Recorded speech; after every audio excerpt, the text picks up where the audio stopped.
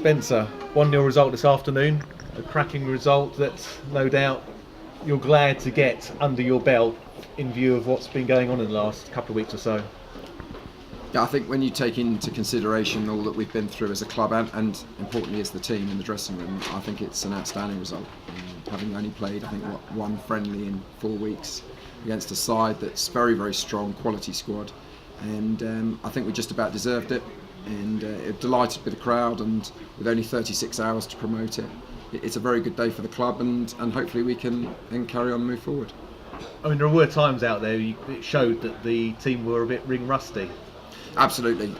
In the second half, even though they went down to 10 men, and when we scored, you could see that tiredness kicking in, and unfortunately we had to make a couple of enforced substitutions, people that were getting cramped. And you could see that they were sharper than ours, but that's understandable. And on another day, in a few weeks' time, I would have expected us to go on and win the game 2 or 3-0 on the break with some quality. But we were tired in the legs. But what was really pleasing to me was how we defended that 1-0, and at the end there, we were giving away lots of free kicks due to tiredness. And we put our bodies on the line and made sure that we got the 3 points, and that's a fantastic result from the dressing room. Dave Tarpey seemed to be pretty much a live wire from the get-go, wasn't he? He's having an absolutely fabulous season so far, all through pre-season. I think he scored 10, 11 goals in pre-season, and he's had a fabulous start. So yes, he was outstanding. And as much as we criticised the penalty, I mean the lad said it was an absolutely world-class save from obviously a lad who plays in goal for England. So all those things considered, we still came up and got the 3 points. Obviously, I'm very proud of him. Obviously, he must have been disappointed to have missed the penalty, but he made amends by scoring about 10 minutes later. Yeah, we kept on passing the ball. We'll try and pass the ball. It's difficult because Dover are a big, physical, strong side, and they played a direct way, and they caused us some problems in the first half without too many concerns. And their keeper made one fabulous save in the first half, but I thought it was fairly even. But obviously the penalty is a game-changing moment, and we're just delighted with everything that's gone on, as you say, that we've got 3 points to start. And as far as the rest of the squad is concerned, how long do you think it's going to be before you could say that you're fully up and running?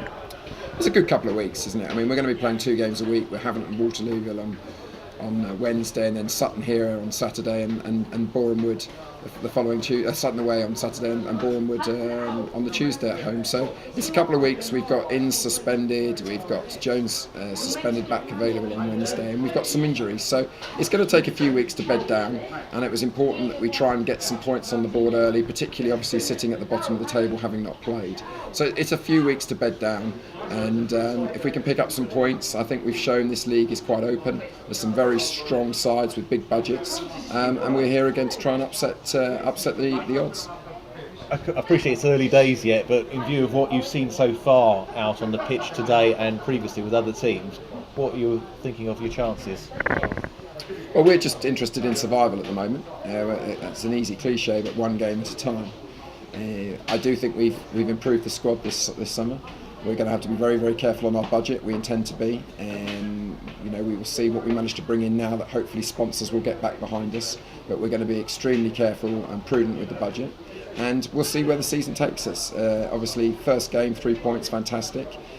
We can't compete with the top paying sides out there, and we don't really intend to. This is the fabulous opportunity for the club to become sustainable and to get the community behind it, with the support of Paddy Power, and we've had some great support from the council in the last few weeks, and it's time that this club really gets itself together and tries to rebuild and move forward. Okay, thanks very much for your time, Spencer. Well done. Cheers. Spencer, your second game of the season is a short trip down the A3 to take on Haventon Waterlooville. What do you know about them? Had a fabulous start to the season, get on well with Lee Bradbury, their manager, and he's put together a very strong squad. I believe up until Saturday they'd only conceded 2 goals. Very strong at home, good surface down there, and they'll play attractive football, and I'd imagine they'll be looking very seriously at playoffs and potentially more. So a very difficult game with us being so ring rusty, but one that obviously we're looking forward to playing them. And as far as the team is concerned, who do you expect to put out for that game?